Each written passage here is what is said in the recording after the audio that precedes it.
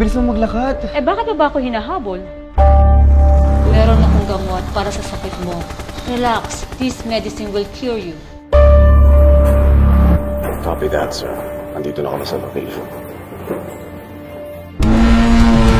Magkakagulo yung mga klase ko. Magpadala kayo ng mga polis dito. Sir, we have armed combatants inside the school. We need more backup.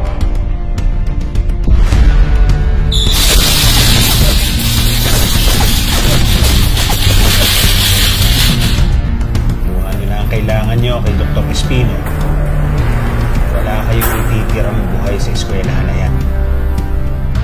Aso, pusa, daga, wala akong pakialam.